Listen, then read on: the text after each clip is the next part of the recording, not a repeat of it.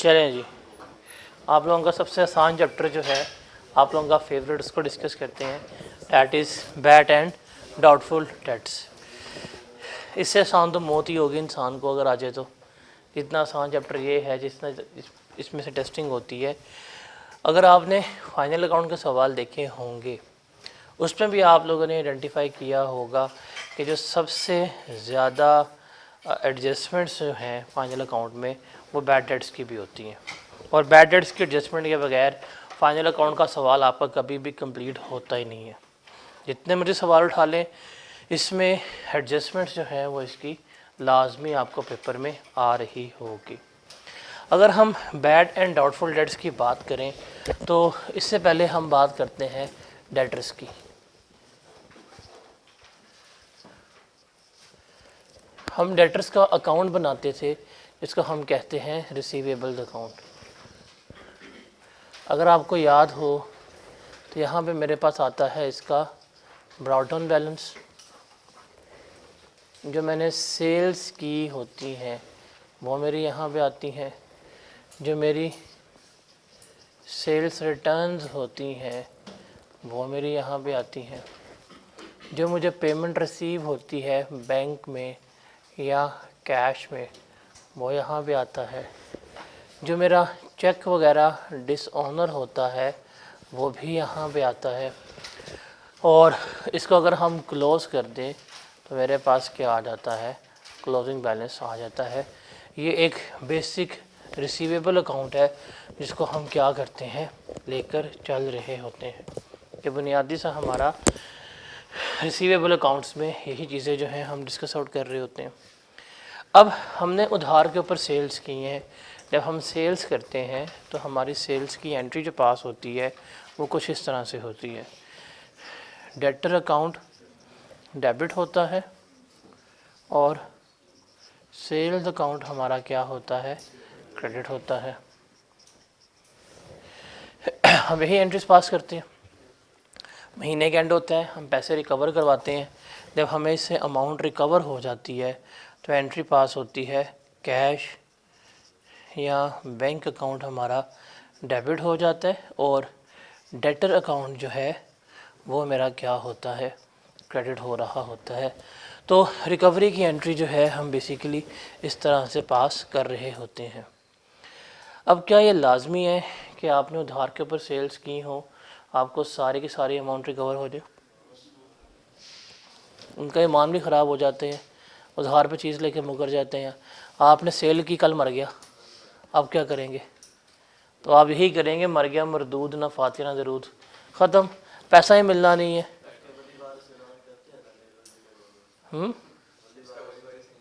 वाली वारिस भी नहीं था, फ़िरौन था वो। और बताओ, तो इसका मतलब क्या हुआ, आपको पैसे रिकवर नहीं हो रहे होते। तो उनको हमने क्या करना है, अब डिस्कस आउट करना है। तो यहाँ पे अगर हम बात करें डेट्स की तो हमारे पास इसमें 3 तरह के कंसेप्ट जो है वो हमने यहाँ पर डिस्कस आउट करने हैं। एक है हमारे पास, इसे हम कहते हैं गुड डेट्स।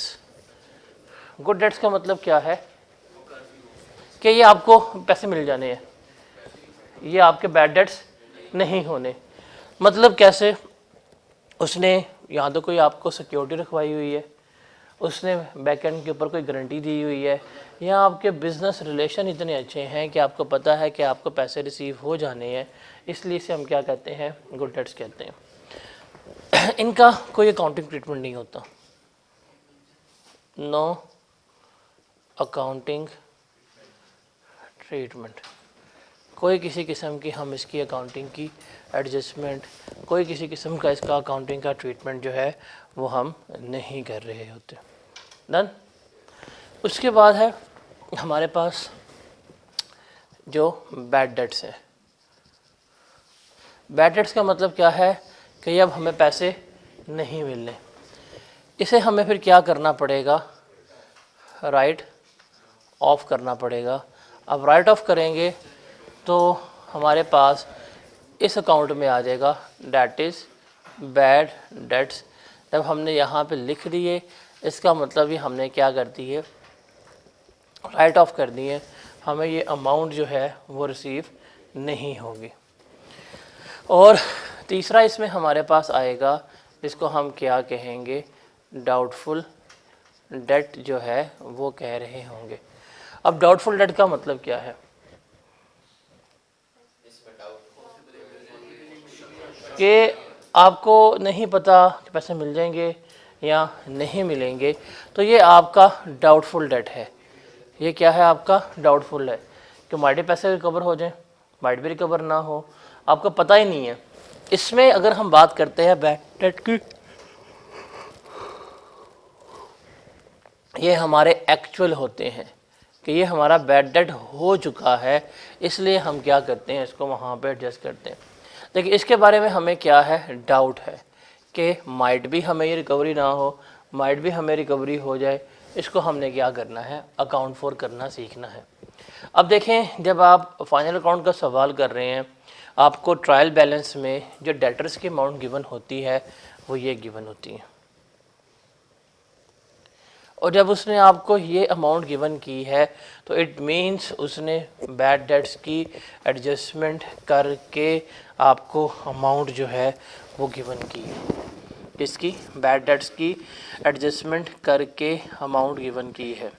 हमें कैसे चलेगा पता, मज़ीद कंफर्म करने के लिए, अगर ट्रायल बैलेंस में क्लोजिंग डेटर की अमाउंट गिवन है और ट्रायल बैलेंस में बैड डेट भी गिवन है, इसका मतलब जो क्लोजिंग डेटर की अमाउंट आई है उसमें से सारी एडजस्टमेंट वगैरह हो चुकी हुई है। प्रोविजंस की एडजस्टमेंट नहीं होती, वो हम जाके नीचे कर रहे होते हैं जहाँ पे उसने की होती है। लेकिन जो उसने आपको ट्रायल बैलेंस में डेटर की अमाउंट गिवन की होती है, उसमें से आपका बैड डेट्स जो है वो एडजस्ट हो चुके होते हैं। तो इसमें से अगर हम देखें तो गुड डेट्स का कोई मसला नहीं होता, बैड डेट्स को राइट ऑफ करने का मसला कोई नहीं होता। उसकी एंट्री होती है bad and doubtful debt expense debit, और डेटर अकाउंट मेरा क्या हो जाता है, क्रेडिट हो जाता है। जैसे मसला कहाँ पे आता है, सिर्फ अभी यहाँ पे हमने प्रोविजंस जो है वो क्रिएट करनी होती है। तो कहानी हमारी इस तरह ही चलती है कि हम कस्टमर को सेल्स करते हैं क्रेडिट, तो वो हमारे रिसीवेबल्स बन जाते हैं।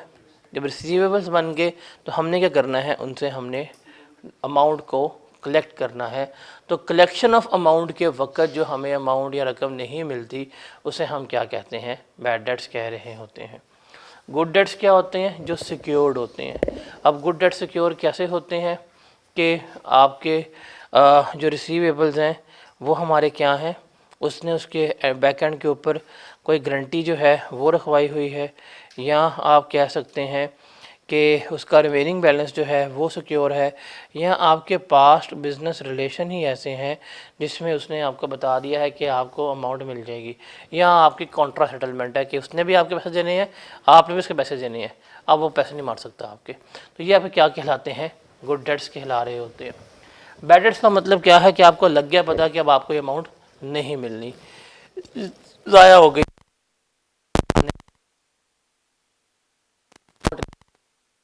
है,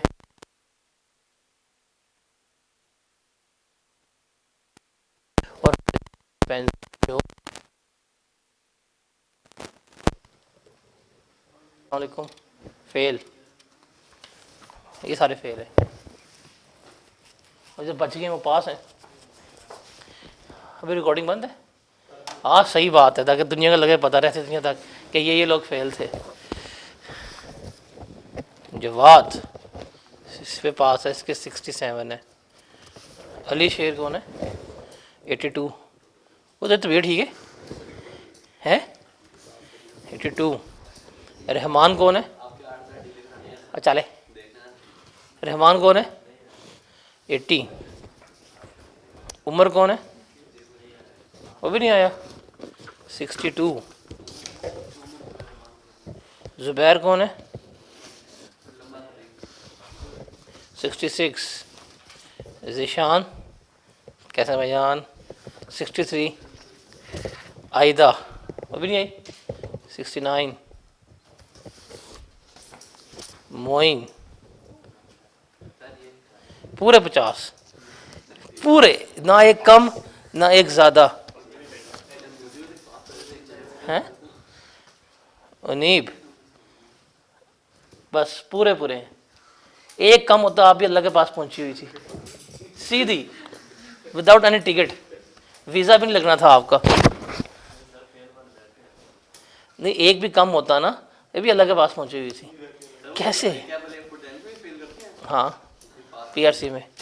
और जैनब 93 है आपके हाईएस्ट, ये वापसी पे लेते जाना मेरे से।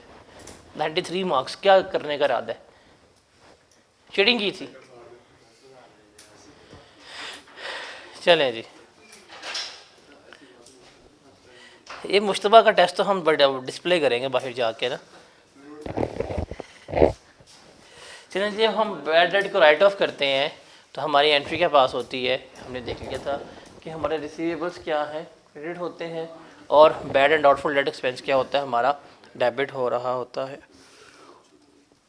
फिर इसके बाद है आपने बैड डेट को रिकॉर्ड कर लिया, आपने उसको राइट ऑफ कर लिया। फ्यूचर में जाके आपको रिकवर हो जाए, हो सकता है उसने जाके तारक जी मिल के बयान सुन लिए, उसको लग गया पता कि नहीं क्या करना है, आपने पैसे वापस करने हैं। तो ये जो बैड डेट्स रिकवर होंगे आपके, पहली बात है कि आप इसको रिकवरी को डेटर अकाउंट में नहीं लेके जाएंगे। बेशर्म आदमी तो फेल है, इधर फोकस कर। पहली बात है कि जो रिकवरी हुई है आप इसे कभी भी डेटर अकाउंट में नहीं लेके जाएंगे। इसकी दो ट्रीटमेंट है, या तो आप इसको अदर इनकम का पार्ट बना लो, या आप इसको bad and doubtful debt expense में से लेस करवा दो। तो रिकवरी कहाँ जाएगी? आपके अदर इनकम में जा रही होगी, या आप अपने बैड डेट एक्सपेंस जो होंगे उन्हें क्या कर रहे होंगे, कम कर रहे होंगे। देखें, आपको पैसे रिकवर हो गए, आपका बैंक या कैश डेबिट ही होना है। क्रेडिट क्या होगा? अगर आप बैड डेट्स रिकवर क्रेडिट करते हैं तो इसका मतलब आप इसको अपनी अदर इनकम में क्या कर रहे हैं, शो कर रहे हैं। या अगर आप bad and doubtful debt expensive credit करते हैं, इसका मतलब जो आपके एक्सपेंसेस फॉर द ईयर हैं आप उन्हें क्या कर रहे हैं, कम कर रहे हैं। तो दोनों ट्रीटमेंट ठीक हैं इसके। या तो अपने इसको अपनी इनकम का पार्ट बना लो, या अब अपने एक्सपेंसेस को क्या कर लो, कम कर लो। जैसे ये सवाल है कि on 1 January 2020 an entity had a receivable balance of ₹1,750,000 during the year end 31 December 2020 following details relate to the customers. Cash sales हैं 8 मिलियन की, क्रेडिट सेल्स हैं 9.5 मिलियन की। The customer was declared insolvent who owed ₹3.5 lakh and none of this amount is expected to be recovered. Insolvent हो गया, कुछ भी नहीं मिलना आपको। Total cash receive from customer is 9.2 million. 9.2 million का कैश जो है आपको मिला है, including ₹4 lakh for a debt which was written off in 2018। एक डेट था जो आपने राइट ऑफ किया था 18 में, उसका आपको 4 लाख रुपया क्या हुआ है, रिकवर हो गया है। And other customer has filed for bankruptcy who owed ₹5 lakh, जिसने हमारे 5 लाख देने थे। Half of the amount is expected to be recovered from her insolvency practitioner. और हमें पता है आधी अमाउंट हमें मिल जानी है, आधी अमाउंट हमें नहीं मिलनी। आधी amount is a good debt, आधी amount is a bad debt. Journal entry हमने इन ट्रांजेक्शन्स की पास करनी है और हमने देखना है कि लेजर्स इसके हमने बनाने हैं। अब देखिए, अगर हम बात करें, सबसे पहले है हमारे पास कैश सेल्स, तो क्या होगा, बैंक या कैश डेबिट, सेल्स अकाउंट हमारा क्या हो जाएगा, क्रेडिट हो जाएगा। उसके बाद है credit sales, receivables debit, sales क्या होंगी हमारे पास, क्रेडिट हो रही होंगी। उसके बाद है एक कस्टमर इनसॉल्वेंट हो गया, बहुत से हमें पैसे नहीं मिलने, तो bad and doubtful debt expense account debit और डेटर अकाउंट मेरा क्या होगा, क्रेडिट हो रहा होगा। वो हमने यहाँ पे लिख लिया। अब यहाँ पे देखें तो हमें यहाँ पे 9.2 मिलियन जो है वो क्या हुआ है, रिसीव हुआ है। क्या हुआ है, 9.2 मिलियन हमें रिसीव हुआ है। अब इस 9.2 मिलियन में से 4 मिलियन क्या, 4 लाख रुपया क्या है जो हमें रिकवर हुआ है, किस चीज़ का, बैड डेट्स की रिकवरी का। किसका हुआ है, बैड डेट्स की रिकवरी का। और बाकी 88 लाख जो है वो हमारे पास सेल्स की रिकवरी है, ऐसे ही है। तो इसका मतलब हम इसमें एंट्री क्या पास करेंगे, हमारा बैंक जो है उसमें तो 9.2 मिलियन ही आया, तो बैंक तो हमारा हो जाएगा 9.2 मिलियन से डेबिट। इसमें से 88 लाख हमारा रिसीवेबल्स का है, हम क्या करेंगे 88 लाख से अपने रिसीवेबल्स क्रेडिट करेंगे, और बाकी 4 लाख हमें रिकवर हुआ है।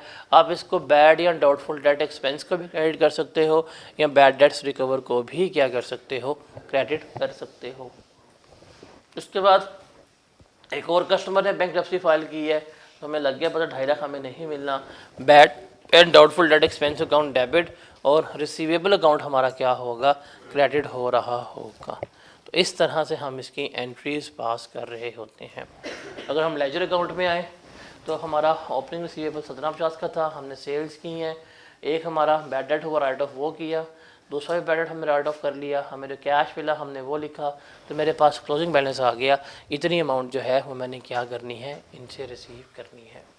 और अगर आप bad and doubtful debt expense की बात करें तो एक 3.5 लाख हमने चार्ज किया था, एक हमने इसको 2.5 लाख रुपये चार्ज किया था, 4 लाख हमें यहाँ पे रिकवर हो गए थे। तो जो नेट लॉस गया है हमारा वो कितना गया है, 2 लाख रुपये का लॉस हमने चार्ज किया है।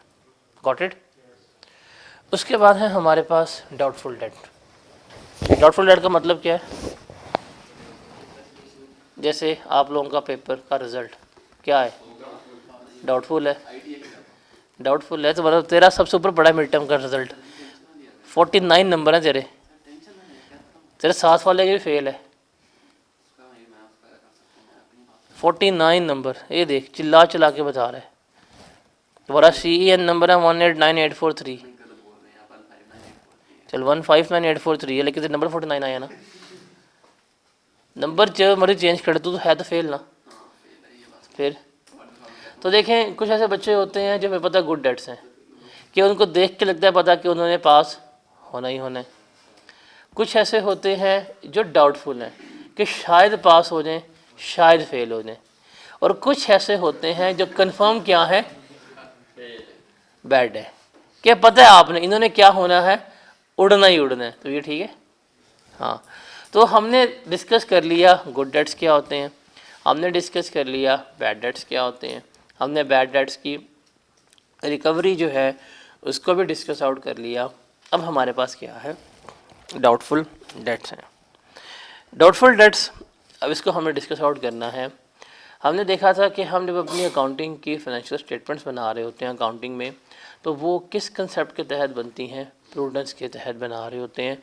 और प्रूडेंस हमें कहता है कि आपके एसेट्स जो हैं वो ओवरस्टेट नहीं होने चाहिए, और आपकी इनकम या लायबिलिटीज़ जो हैं वो अंडरस्टेट नहीं होनी चाहिए। अब आपके बिज़नेस की प्रैक्टिस होती है, आपको पास आपके स्टैट्स बता रहे होते हैं, आपको आपका बिज़नेस के रिलेशनशिप, मार्केट के ट्रेंड्स, दूसरे बिजनेसेस बता रहे होते हैं कि अगर आप उधार के ऊपर सेल कर रहे हैं, अगर आप क्रेडिट सेल्स वगैरह कर रहे होते हैं, तो आपको सारी अमाउंट रिकवर नहीं होती। अगर आप 10 लाख की सेल की हैं तो आपको तकरीबन जो है गालिबन 10,000 जो है वो रिकवर नहीं। मेरे करंट आ गया, स्टिंग पी के आए हो तो आपका अमाउंट जो है वो रिकवर नहीं हो रही होती। अब इसमें किसी साल आपको 10,000 रिकवर नहीं होता, किसी साल आपको 15,000 रिकवर नहीं होता, किसी साल आपको 30,000 रिकवर नहीं होता। अमाउंट भी फिक्स नहीं है, कभी कम होती है, कभी क्या होती है, ज़्यादा होती है। तो अब क्या करें, क्या हम इसको रिपोर्ट करें? आंसर इस करना चाहिए।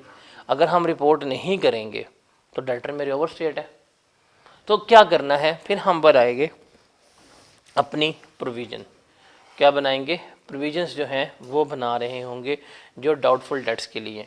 अब डाउटफुल डेट्स का मतलब है क्या ये बैड डेट हो गया? नहीं। व्हाट आर द चांसेस कि ये बैड डेट हो सकता है? चांसेस क्या हैं, ये बैड डेट हो सकता है। तो हमने क्या करनी है, हमने इसकी एक प्रोविज़न जो है वो रिकॉर्ड करनी है। जब हम प्रोविज़न रिकॉर्ड करेंगे तो ये प्रोविज़न हमारी बेस करेगी हमारी बेस्ट जजमेंट के ऊपर, इसके ऊपर बेस करेगी हमारी बेस्ट जजमेंट, या जो हमारे बेस्ट एस्टीमेट होंगे हम उसके मुताबिक क्या करेंगे, हम अपनी प्रोविज़न जो है वो रिकॉर्ड कर रहे होंगे। अब ये जो हम प्रोविज़न रिकॉर्ड करेंगे बेसिकली ये क्या होगा, हमारा कॉन्ट्रा एसेट होगा। मींस हमने लिखे हुए हैं अपने डेटर्स 1 लाख के, और हमने प्रोविज़न रिकॉर्ड की है कि हमें 5,000 के डेटर रिकवर नहीं होंगे, तो हम इसको लेस करेंगे तो मेरे जो नेट डेटर्स आएंगे वो कितने के बनेंगे, 95,000 के बन रहे होंगे। तो प्रूडेंस कंसेप्ट यही कहता है कि ऑल्दो आपने लाख रुपया ही रिसीव करना है, लेकिन अगर आपको 5,000 का डाउट है उसको लेस करो और कितना शो करो, 95,000 जो है आपने वो शो करना होगा। तो इस तरह से हम क्या करते हैं, इसको रिकॉर्ड कर रहे होते हैं। अब जब हम अलाउंसेस की बात करते हैं बेसिकली, तो रिमेंबर हमारे पास कुछ स्पेसिफिक अलाउंस होते हैं, कुछ हमारे पास क्या होते हैं, जनरल अलाउंस होते हैं। स्पेसिफिक अलाउंस वो हमें सवाल में बताता है कि जी इस अमाउंट का फंड है, ये रिस्क डाउटफुल है, हम उसको क्या करते हैं, सेपरेट ही ट्रीट करते हैं। और जो रिमेनिंग बच जाती हैं हमारे पास, उसके ऊपर हम क्या करते हैं, जनरल प्रोविज़न जो है वो कैलकुलेट कर रहे होते हैं।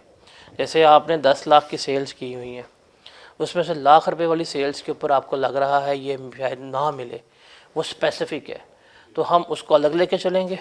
और जो बाकी 9 लाख रुपए की है उसके ऊपर हम क्या करेंगे, अपनी प्रोविज़न जो है वो अलग कैलकुलेट कर रहे होंगे।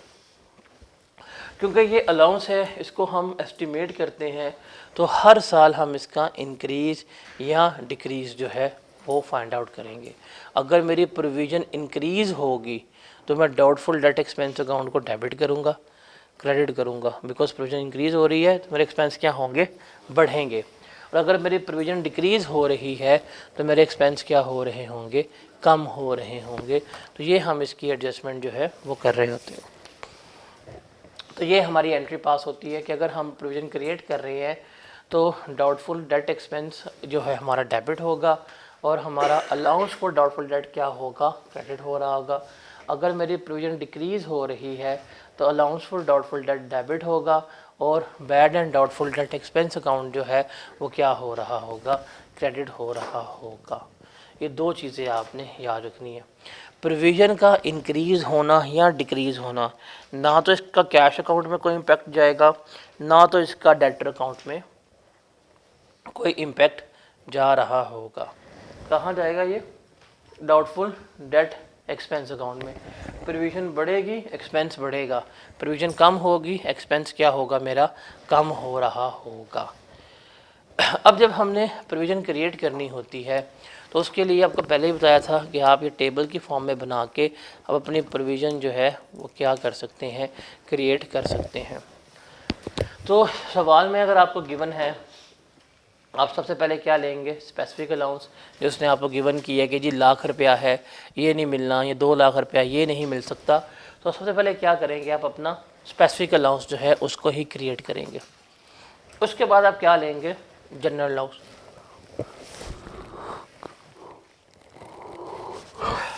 जनरल अलाउंस में अगर हम बात करें तो इसमें हम देखेंगे कि जो आपके पास क्लोजिंग रिसीवेबल्स आए हैं उसमें से हम बैड डेट एक्सपेंस लेस करेंगे, उसमें से जो हमारे गुड डेट्स हैं वो लेस करवाएंगे, बिकॉज ये तो बैड डेट होना ही नहीं है, और जो हमने स्पेसिफिक अलाउंस क्रिएट किया है वो भी लेस करवा देंगे। जो रिमेनिंग बचेगा उसके ऊपर परसेंटेज लगाएंगे तो मेरे पास क्या आ जाएगी, प्रोविज़न आ जाएगी। इसको हम स्पेसिफिक अलाउंस को जनरल को जमा करेंगे तो मेरे पास क्या आती है, total provision at the year end आ रही होती है। इसको मैं कंपेयर करूँगा ओपनिंग से, अगर इंक्रीज़ हो रही है तो हमारा bad and doubtful debt expense account debit हो जाएगा, अगर डिक्रीज़ हो रही है तो मेरा bad and doubtful debt expense account जो है वो क्या हो रहा होगा, क्रेडिट हो रहा होगा। तो आप इसको टी अकाउंट से भी कर सकते हैं। उसके अलावा सेकंड जो हमारे पास तरीका होता है प्रोविज़न रिकॉर्ड करने का, that is an ageing analysis. Ageing analysis में हम क्या देखते हैं, हम देखते हैं डेटर्स की एज क्या है। जो जितना पुराना होगा हम उसके ऊपर उतनी पुराने रेट लगाएंगे, जो जितना लेटेस्ट होगा हम उसके ऊपर वही रेट लगा रहे होंगे। जैसे यहाँ पे है कि उसने कह दिया है कि अगर कोई ऐसा डेटर जो है जो 30 दिन तक का है, उस पर आपने क्या करनी है, प्रोविजन क्रिएट 1% पे, तो आप क्रिएट करेंगे 1% के ऊपर। कोई 30 से 60 दिन पे है, उस पर 2% पे करनी है, तो आप क्या लेंगे, 2% लेंगे। कोई 60 से 90 डेज़ का डेटर है, उस पर कितनी करनी है आपने, 4% करनी है, तो आप क्या करेंगे, 4% करेंगे। कोई 90 डेज से ऊपर का डेटर है, इसके ऊपर कितनी क्रिएट करनी है प्रोविजन, 5%, तो आप क्या करेंगे, 5%। तो एजिंग एनालिसिस में आपके पास मल्टीपल डेटर्स होंगे, मल्टीपल उनकी लाइफ्स होगी। आपने क्या करना है, हर एक को उसकी लाइफ के मुताबिक क्या करना है, आपने रेट लगाना है और आपने उसकी प्रोविज़न जो है वो कैलकुलेट करनी होती है। जैसे ये एक सवाल है, इसको देखते हैं। नेल्सन मेक्स अलाउएबल रिक्वायरमेंट है, right up bad debt expense account and doubtful debt allowance account for each of the 3 years. Show the relevant calculation. Nelson make allowance for doubtful debt at varying percentages based on statistical analysis and the level of outstanding trade receivables. The result of this policy for the last 3 years is as follow. आपके पास 3 साल हैं, 2010, 2011 और 2012। उसने हमें बताया है trade receivables at the year end, और साथ लिख दिया है that these are before adjusting of any bad debts, कि इसमें से हमने कोई बैड डेट्स एडजस्ट नहीं किए। वो है जी 196,860, 151,020 और 216,020। जो बैड डेट्स हैं, मतलब जो अकाउंट लिक्विडेशन में हैं, 1860 हैं, 10,020 है, 6,020 है। बैड डाउटफुल डेट अलाउंस जो है 5% है, 6% है, 7.5% है। टोटल डाउटफुल डेट अलाउंस जो है ओपनिंग वो 10,000 है। तो हमने क्या करना है, हमने अब इनको क्रिएट करना है। देखें, बड़ी सिंपल सी बात है। अगर आप इसमें आएँ तो आपको पता है कि 2010 में आपका जो बैड डेट, जो डेटर का बैलेंस था वो था 196,860। इसमें से आपके बैड डेट्स कितने हुए हैं, 1860। आप ये लेस करवाएंगे, जो रिमेनिंग आएगा आप उसके ऊपर क्या करेंगे, रेट लगाएंगे। आपके पास आ जाएगी क्लोजिंग प्रोविजन, कितनी बनती है, 9750। 2011 में अगर आएंगे तो आपके पास जो है बैलेंस 151,020 था, इसमें से लेस करवाएंगे 1020, रिमेनिंग का हम लेंगे 6%, तो क्या जवाब आएगा, 9,000। और थर्ड ईयर था हमारे पास 216,020 माइनस 6020, इसका लेंगे हम 7.5%, क्या आएगा, 15,000। अब ये तो आपको लगता है पता है कि ये आपकी क्या आ रही है, प्रोविजंस आ रही हैं। हमने देखना है कि प्रोविज़न इंक्रीज़ हुई है या डिक्रीज़ हुई है। तो आप इसको टी अकाउंट से भी बना सकते हैं कि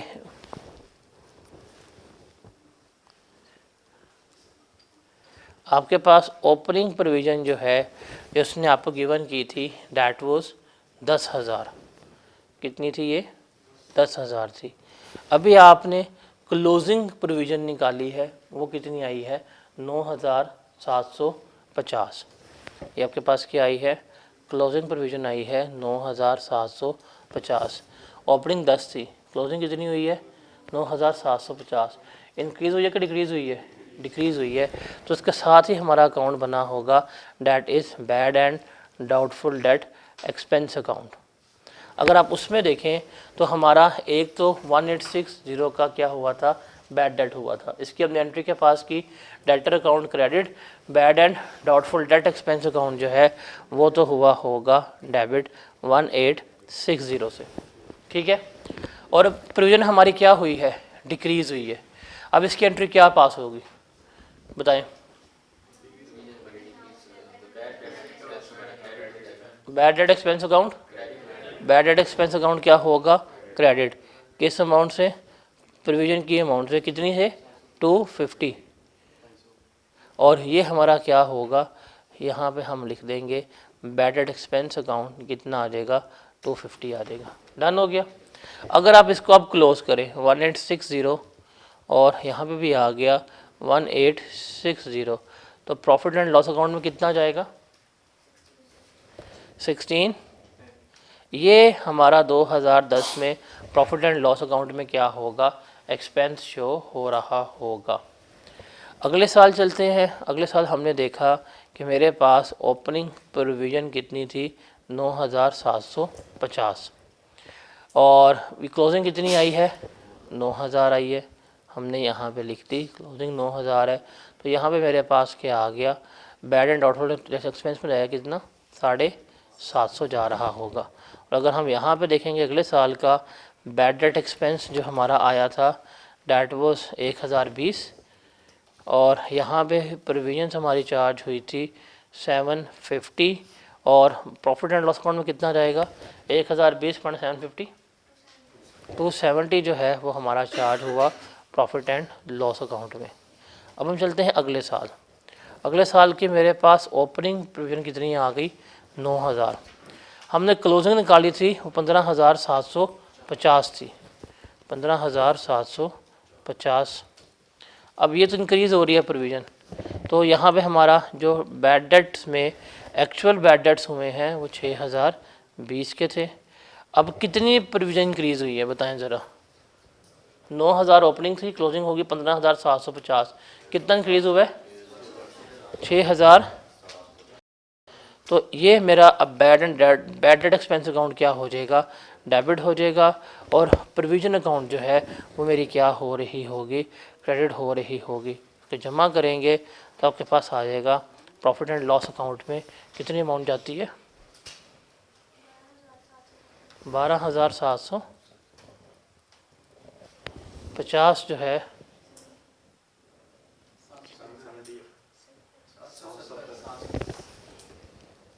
12770 जो है वो किस में जाएगी, हमारी प्रॉफिट एंड लॉस अकाउंट में जा रही होगी। तो इस तरह से हम क्या करते हैं, हम अपना इंक्रीज़ या डिक्रीज़ को रिकॉर्ड करते हैं और रिपोर्ट कर रहे होते हैं। तो आप इसको टी अकाउंट की मदद से भी कर सकते हैं जो हमने यहाँ पे किया है, और आप इस तरह से उसका जो अभी कैलकुलेशन के लिए टेबल भी बना सकते हैं कि ये अगर आपको टेबल ये आसान लगता है आप ये टेबल बना लें कि आपके पास कोई स्पेसिफिक अलाउंस नहीं था, आपने कहा ठीक है। अब आप जनरल अलाउंस निकाल सकते हैं। उसका फॉर्मूला क्या होता है कि रिसीवेबल्स उसमें से बैड डेट भी लेस करवाने हैं, गुड डेट भी लेस करवाने हैं, और स्पेसिफिक अलाउंस भी लेस करवाना है। जो रिमेनिंग होगा उसके ऊपर हम परसेंटेज कराएंगे। अब 2010 में मेरे रिसीवेबल्स कितने थे 196860, इसमें से बैड डेट लेस किए, हमने 5% लिया, मेरे पास जवाब आ गया। 2011 में 151,020 थे, बैड डेट लेस किए, परसेंटेज ली, मेरे पास जवाब आ गया। 2012 में मेरे पास बैड डेट और डेटर अकाउंट का बैलेंस था, बैड डेट लेस किए, परसेंटेज ली, मेरे पास क्या आ गया, इनकी प्रोविज़न का बैलेंसेस आ गया।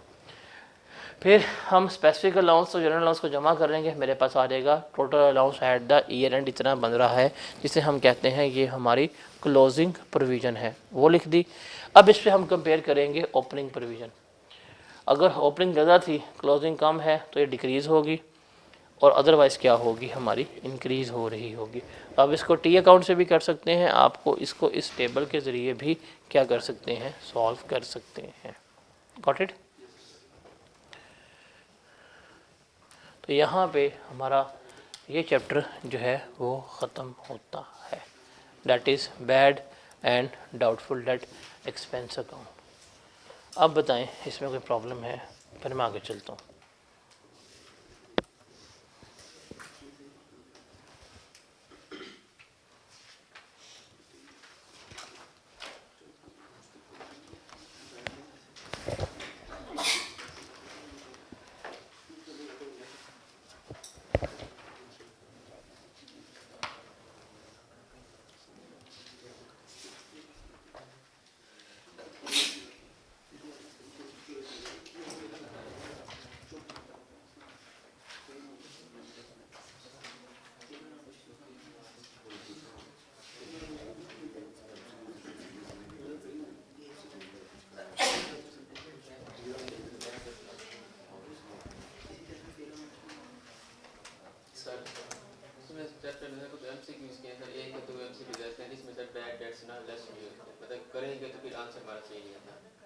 तो वो सवाल की रिक्वायरमेंट पढ़नी है ना आपने के। अब उसने अगर आपको डेटर अकाउंट क्लोजिंग दिया हुआ है तो उसकी अजम्पशन ही यही है कि उसमें से सारा कुछ ये लेस है। स्टेटमेंट देख के किसने कहीं लगता पता, स्टेटमेंट देखो किस लगेगा पता, क्यों नहीं लगता पता। और भाई जा मुँह तो हुआ अपना, तुझे देख देख के हमें छींकें आना शुरू हो जानी है। उधर देखे मुझे नींद आ रही है, यहाँ देखे मुझे छींकें आ रही हैं। कौन बोला चाय पिला दे? मैंने नहीं कहा, मैंने नहीं कहा। दो सांप होते हैं, ऐसे दोस्तों को ना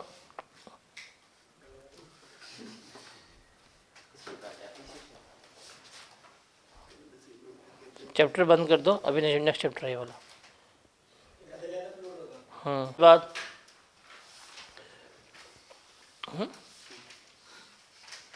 आप सबका सबसे आसान चैप्टर डेप्रिसिएशन, ये वाकई आसान है। अगर आप इसको सॉल्व करने बैठेंगे, इस ये बहुत आसान चैप्टर है, हालांकि आप लोग इससे बहुत ज़्यादा डरते थे।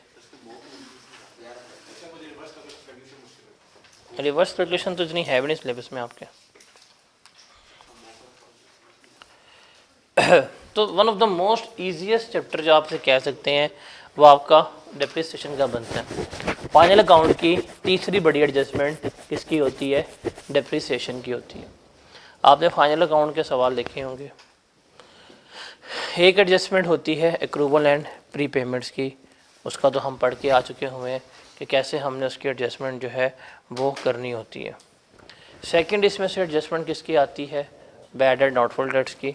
इसमें प्रोविजंस जो है हमने कैलकुलेट करनी होती है, बिकॉज उसमें हम देखते हैं कि आपको डेटर भी गिवन होते हैं, आपको बैड डेट्स एक्सपेंस भी राइट ऑफ किए होते हैं उसने आपको ओपनिंग प्रोविज़न भी दी होती है, नीचे उसने जो आपको एडिशनल इन्फॉर्मेशन में बताई होती है आप उसकी बेसिस के ऊपर स्पेसिफिक अलाउंस और जनरल अलाउंस जो है वो कैलकुलेट करके मतलब कर लेते हैं।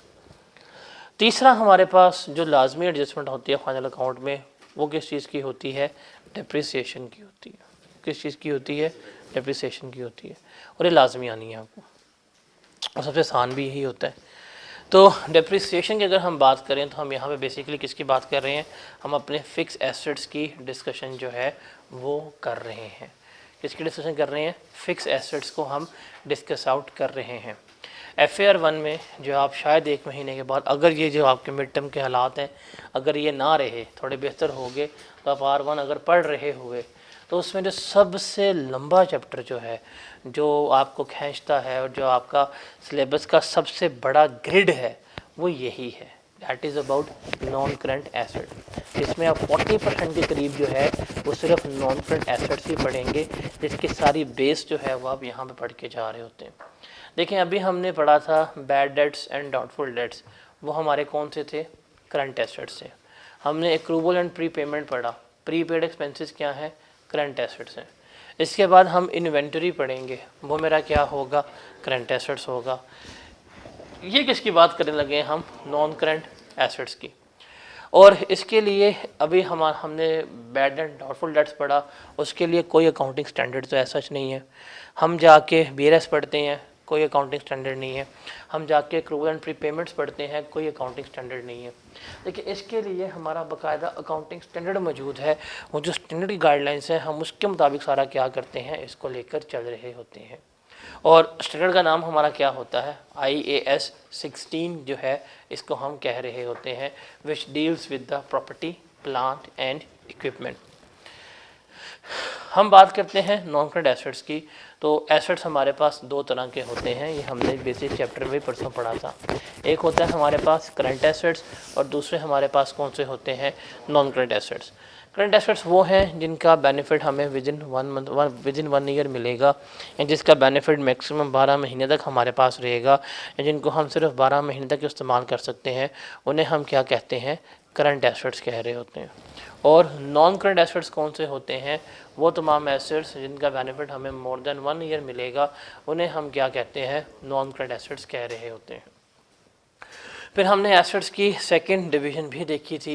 एक होते हैं हमारे पास जिन्हें हम कहते हैं टैंजिबल एसेट्स, और दूसरे हमारे पास कौन से होते हैं, इनटैंजिबल एसेट्स जो हैं वो कहला रहे होते हैं। टैंजिबल का मतलब वो है जो फिज़िकली एग्जिस्ट कर रहे होते हैं, जिनको हम टच कर सकते हैं, फील कर सकते हैं, और इनटैंजिबल वो होते हैं जो फिज़िकली एग्जिस्ट नहीं कर रहे होते हैं।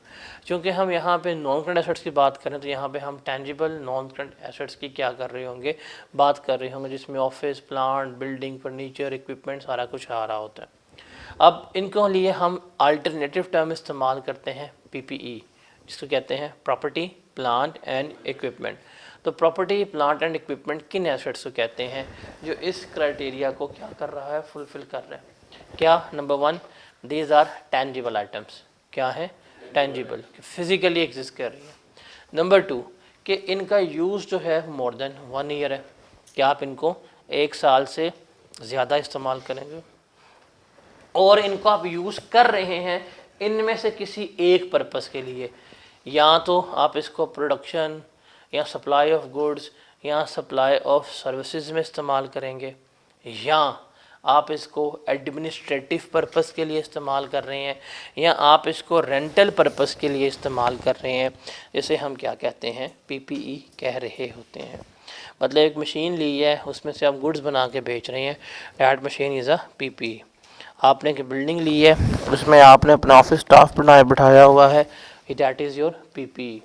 आपने जनरेटर ली है, गाड़ी ख़रीदी है, आप उसको रेंट पे दे के बैठे हुए हैं, किराया कमा रहे हैं, that is also your PPE. तो ये चीज़ आपने याद रखनी है। फिर हमने current asset, non current assets में और इन्वेंट्री में क्या करना होता है, डिफ्रेंशिएट करना होता है।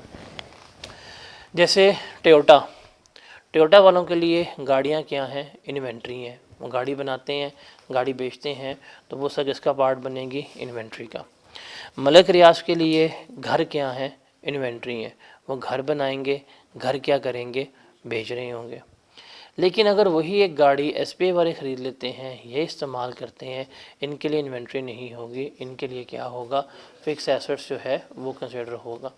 जैसे कैटरपिलर है, कैटरपिलर जो है वो बड़ी बड़ी मशीनें बना के बेचता है, bulldozer, crane, trucks, generators, heavy machinery बनाता है, उनके लिए वो क्या है? इन्वेंट्री है। इन्होंने ला के जनरेटर लगाया हुआ कैटरपिलर का, इनके लिए क्या होगा? एसेट जो है वो हो रहा होगा। इसका मतलब अगर आपका प्रिंसिपल लाइन ऑफ बिजनेस, कारोबार उन एसेट्स को बेचने का है, तो वो आपके लिए क्या होगी? इन्वेंट्री कंसिडर होगी। अगर आप उनको बेच नहीं रहे, आप उनको अपने पास रख रहे हैं, इस्तेमाल कर रहे हैं, तो वो आपके लिए क्या होगा? एसेट कंसिडर हो रहा होगा। बताएं इसमें से कौन कौन सा पीपी है और कौन कौन सा पीपी नहीं है?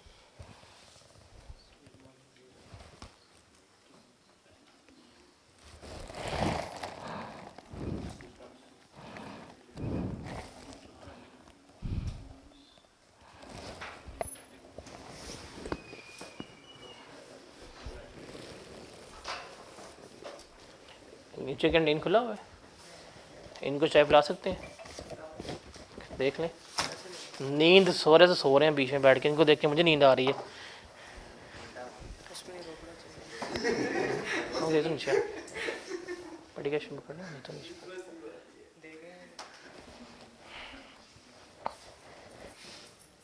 म्यूट। अब small tools and spare part क्या पीपी है? नहीं।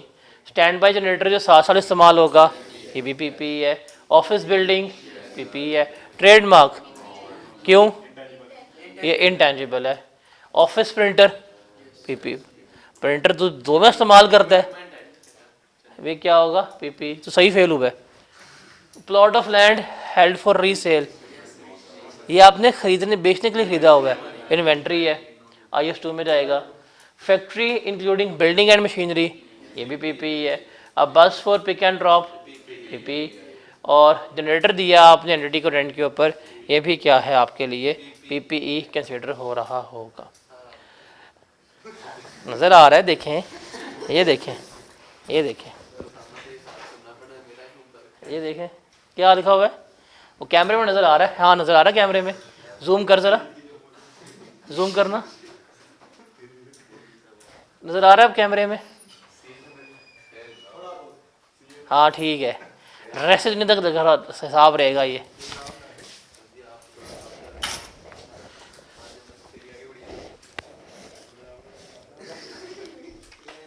वह कितों। अब हमें ये पता है कि कैपिटल एक्सपेंडिचर और रेवेन्यू एक्सपेंडिचर्स, इसके बारे में हमने अभी बेसिक्स चैप्टर में डिस्कस किया था। क्या होते हैं?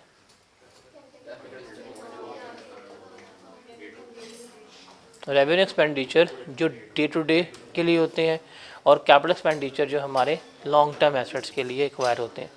मतलब एसेट्स को ख़रीदना, ये सारा कुछ कैपिटल एक्सपेंडिचर है। एसेट को रन करने के लिए अखराजात करना, ये सारे हमारे क्या है? रेवेन्यू एक्सपेंडिचर है।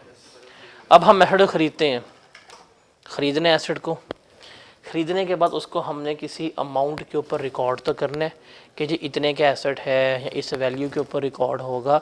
वो अमाउंट हमने किस तरह से डिटरमिन करनी है, उसका ये है। अब इसमें दो चीज़ें हम लेते हैं, एक लेते हैं कॉस्ट ऑफ परचेज और दूसरे लेते हैं हम उसको cost to bring in the usable form. यही चीज़ एज इट इज़ इन्वेंट्री में भी कैलकुलेट होती है। जो IAS 2 में आप इन्वेंट्री की कॉस्ट की कैलकुलेशन करते हैं वो एज इट इज़ होती है। अब देखें, ये रेड से लिखा हुआ है और ये हमने किससे लिखा हुआ है? ब्लैक से लिखा हुआ है। अब जो रेड वाली कॉस्ट है ये आपकी परचेज कॉस्ट है कि कितने का आपको पड़ा है ख़रीद के। इसमें हो गया आपके पास सबसे पहले परचेज प्राइस एसेट की, उसमें से लेस करेंगे ट्रेड डिस्काउंट। ट्रेड डिस्काउंट जो आपको मिलेगा आप उसे क्या करेंगे? सबसे पहले लेस करवा रहे होंगे। उसमें जो आपने इंपोर्ट ड्यूटीज़ वगैरह पे की होंगी आप उसको ऐड करेंगे। जितने भी नॉन रिफंडेबल टैक्सेस होंगे आप उनको भी क्या करेंगे? ऐड करेंगे। रिफंडेबल टैक्सेस इसमें नहीं आते।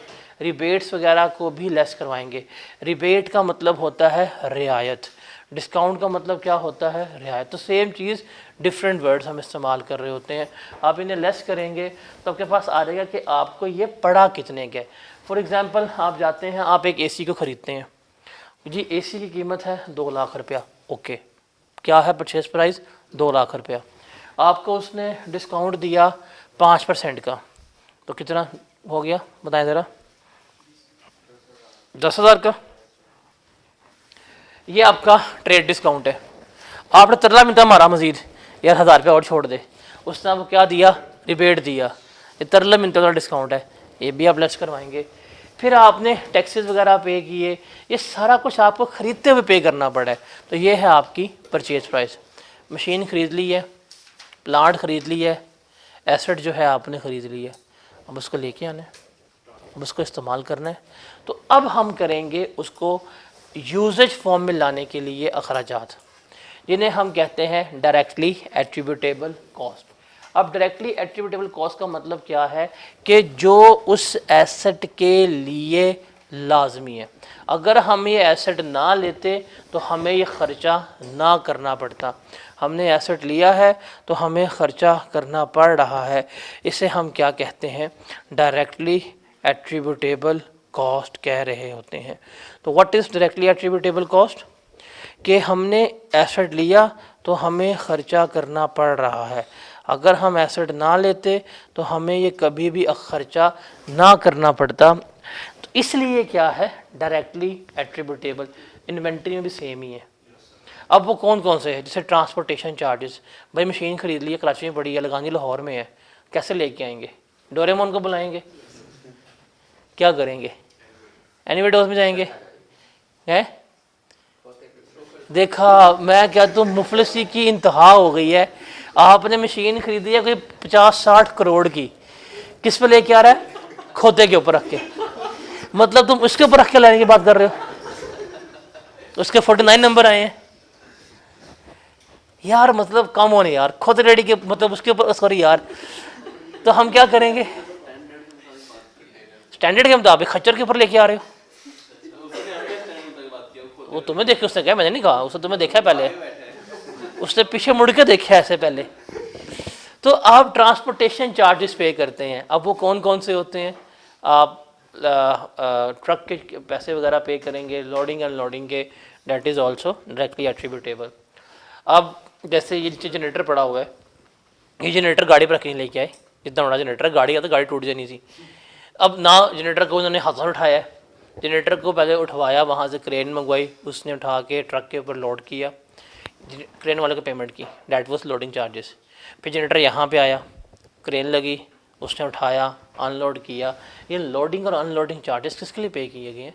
जनरेटर के लिए पे किए हैं। अगर जनरेटर ना होता कि हमें पे करने पड़ने से, तो आंसर इज़ नो। तो ये भी क्या है आपके डायरेक्टली एट्रीब्यूटेबल है। आपको नहीं, ट्रांसपोर्टेशन अलग होती है।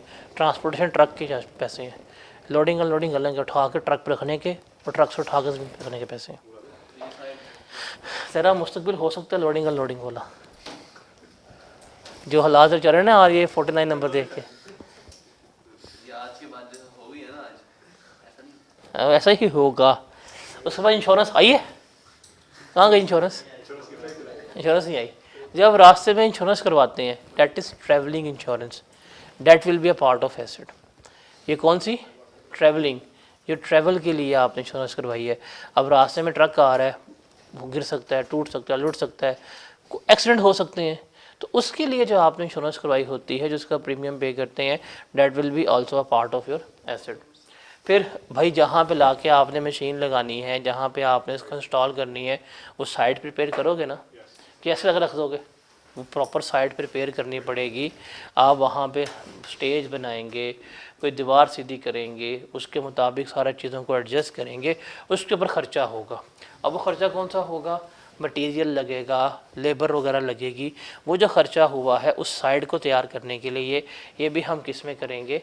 मशीन में ऐड करेंगे। फिर इंस्टॉलेशन चार्जेस, अब मशीन आके रख दिया आपने, अब यहाँ पे क्या करना है? उसको इंस्टॉल भी तो करना है, तारें जोड़नी है, उसके कनेक्शंस वगैरह करने हैं, फिटिंग करवानी है, उस पर भी ख़र्चा होगा। अब एक मशीन के लिए स्पेशल आप डीपी बॉक्स लगवाते हैं, स्पेशल वायरिंग करवाते हैं, स्पेशली आप क्या करते हैं, उसके लिए ब्रेकर्स लेके आते हैं, ये भी तो खर्चा है। That will be also a part of your cost of the asset. फिर जो आप प्रोफेशनल्स को बुलाते हैं कि देख लें कि जी हमने साइट ठीक तैयार की है कि नहीं की, टेस्टिंग वगैरह के लिए, ये भी सारे क्या हैं? आपके कॉस्ट ऑफ एसेट्स का ही पार्ट बन रहे होते हैं। तो ये सारी चीज़ें हम ऐड करेंगे तो मेरे पास क्या आ जाएगी? कॉस्ट ऑफ मशीनरी जो है वो आ रही होगी। IS2 में जब हम इन्वेंट्री की कैलकुलेशन कर रहे होते हैं,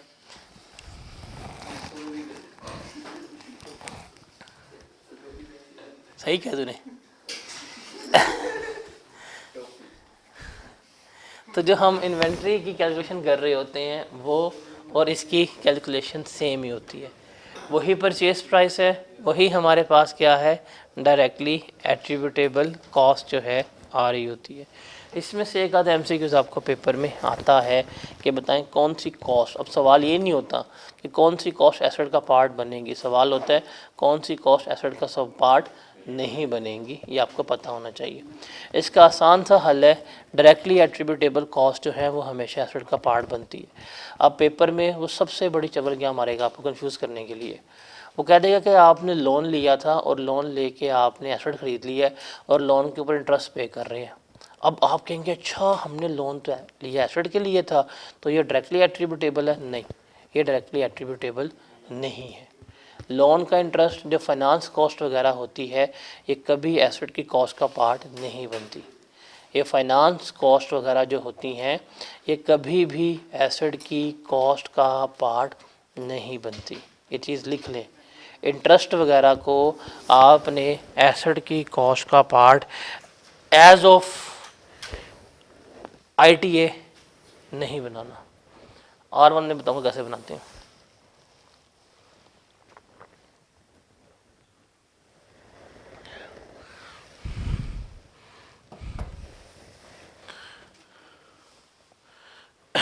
तो ये सारा हमने यहाँ पे डिस्कस आउट किया है, मेजरमेंट एट कॉस्ट। इस वक्त जो आपको नज़र आ रहा है स्क्रीन के ऊपर, आप इसको रीड आउट कर लें। इसमें कोई मसला है तो बताएं, फिर हम आगे चलते हैं।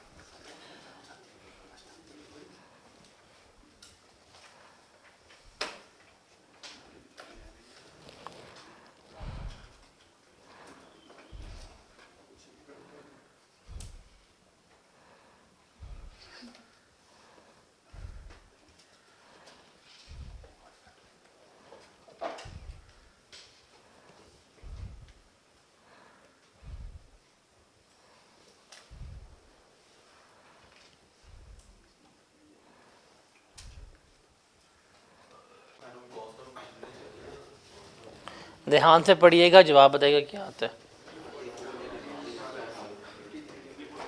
कैलकुलेटर पे निकालना होता है, कैलकुलेटर नहीं होगा, बैग में है, ठंड लग रही होगी उसको, उसको भी चाय पिला दीजिएगा।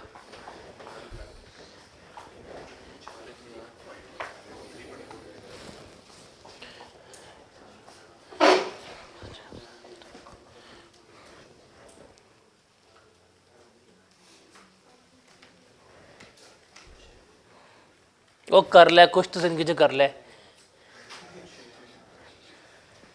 हंसने के अलावा तो जिंदगी में कोई काम किया आज तक? तो मामा कर ले फिर, बेशरम आदमी कहते नहीं है। क्या कह रहे? सेकंड ईयर किया हुआ है? वाह भाई वाह, ये सारे फर्स्ट ईयर वाले बैठे हुए ना, वाह भाई वाह, अनोखा काम दुनिया में इसने किया है, सेकंड ईयर की है। ये देखें first year, matric, ninth, first year, class 7, class 0, class 1, prep, nursery, मदरसे वाला कारी साहब,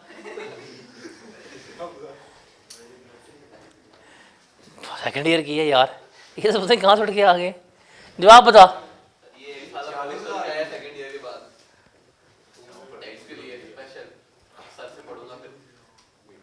तेरे 49 डिजर्व करते हैं, फिर लॉजिकल बात।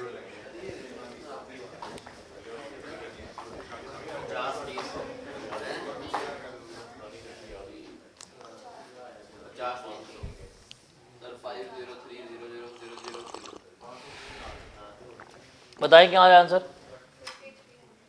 50300। अभी क्या आंसर आया?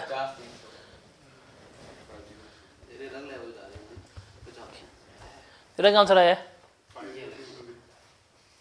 देखा, बोलना नहीं आता फिर कहते मैं फेल हो गया हूँ टेस्ट में। तो दोबारा बोल तो मौत पड़ती है। हाँ भी तेरा क्या आंसर आया? कल तक हो जाएगा, कर जरा बता क्या आंसर आया तो कर ना, तेरा सेकंड ईयर हुआ है, कर तो सही। वो चेक करो मेरा ऑडियो रिकॉर्ड कर रहा है।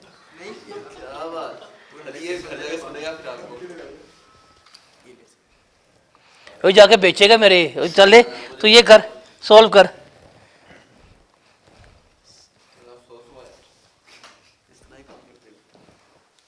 उसका सेकंड ईयर हुआ है, तो कुछ नहीं कहना। क्या आया आंसर? चलो वो तो लिखिए यार 48,500। अच्छा वो क्या कर रहे हैं, इन सबको जमा कर रहे हैं, 48,500 निकाल दिए। और भाई आंसर क्या है? सवाल पढ़, सवाल पढ़ जल्दी कर,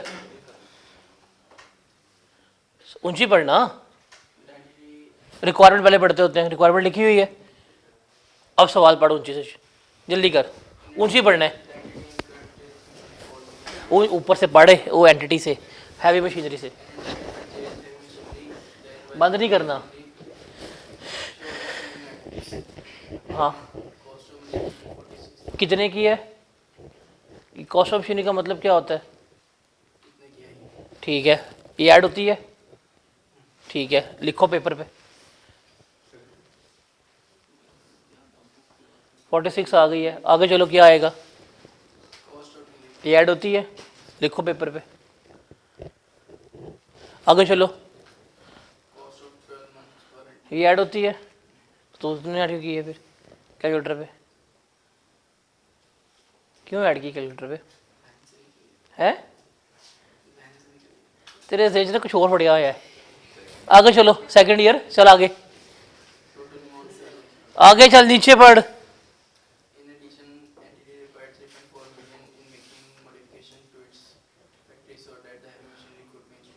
ये ऐड होती है, ये क्या है? ये कौन सी कॉस्ट है? Side preparation cost, directly attributable है, ये ऐड होनी है। बताओ कितनी बनती है? ये 3.4 मिलियन है। इसको इन लिखो थाउजेंड्स कितने आते हैं? 34,000 के 100 लिख, ऐड कर, जमा करके आता है आंसर।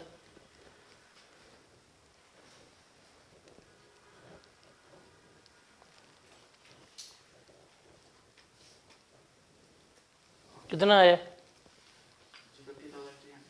50,300। इसका मतलब 50.3 मिलियन जो है वो इसका आंसर बन रहा है। Got it? अब तो आप अच्छा बुक से देखें जो आप जा रही हैं शीटर। देखें उसने क्या पूछा है, what amount should be paid as the cost of premises in the entity's financial statement of position as on 31 March 2015। Premises आपने ख़रीदे हैं। जब प्रेमिसेस की बात होती है बिल्डिंग विद मशीनरी सारा कुछ आता है, ठीक है। आपने प्रेमिसेस ख़रीदे हैं 4,00,400 मिलियन के 1 जनवरी को और उसने ये अखराजात किए हैं। Cost of initial adaptation of building, जो बिल्डिंग है उसको अपने मुताबिक ढालने पे आपकी कॉस्ट इनकर हुई है 12 मिलियन की। इसे हम क्या करेंगे, ऐड करेंगे। लीगल कॉस्ट है ये भी ऐड हो जाएगी। मंथली क्लीनिंग कॉन्ट्रैक्ट है, ये तो इसमें कभी भी नहीं आएगा, वो मंथली कॉन्ट्रैक्ट है। फिर cost of air conditioning unit necessary for machinery to be use, that is what directly attributable, ये भी बीच में आएगा आपका। फिर यहाँ पे आपके पास कॉस्ट ऑफ मशीनरी भी बीच में आएगी, बिकॉज वो भी आपके प्रेमिसेस में ही इस्तेमाल होनी है। तो ये सारी आप ऐड करेंगे, आपके पास जवाब आएगा। अगर उसने कॉस्ट ऑफ बिल्डिंग लिखा होता तो मैं फिर ये कॉस्ट ऑफ मशीनरी और एयर कंडीशनिंग यूनिट को ना बीच में इनकॉर्पोरेट करता। अब चूँकि उसने सारा लिखा है, प्रेमिसेस में बिल्डिंग प्लस मशीनरी आती है, तो हम इसको क्या करेंगे, हम इसको उसके मुताबिक ही क्या करेंगे, लेकर चल रहे होंगे।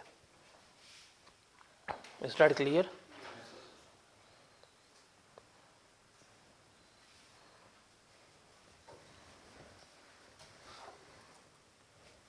जब हम एसेट खरीदते हैं तो इसकी हमारी एडजस्टमेंट जो होती है, जब हम कैश में पेमेंट करते हैं हमारे नॉन करंट एसेट डेबिट हो जाते हैं, कैश हमारा क्या होता है, क्रेडिट होता है।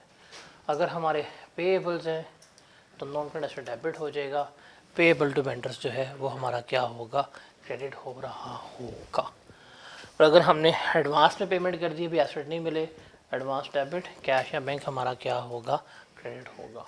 और अगर हमें पेमेंट एडवांस पे हो गई थी, अब एसेट भी मिल गए हैं, तो एसेट अकाउंट डेबिट, और जो हमने एडवांस दिया हुआ था वो मेरा क्या हो जाएगा, क्रेडिट हो जाएगा। Got it? तो ये सारी बात थी हमारी एसेट्स के परचेज होने की। अब है हमारे पास डेप्रिसिएशन, इसको हम कल करेंगे, ठीक है। कल डेप्रिसिएशन और इन्वेंट्री, चाय वो बना रहे हैं लेके जाइएगा, चाय और अपने अपने समोसे। आप लोग गायब ना हो जाएगा तो ज़ाया जाएंगे, तो मैंने आप लोगों से कल डबल निकलवाने हैं अगर ज़ाया हुए तो, ठीक है। कल हम सिर्फ डेप्रिसिएशन और फिर इन्वेंट्री को साथ डिस्कस आउट कर रहे होंगे।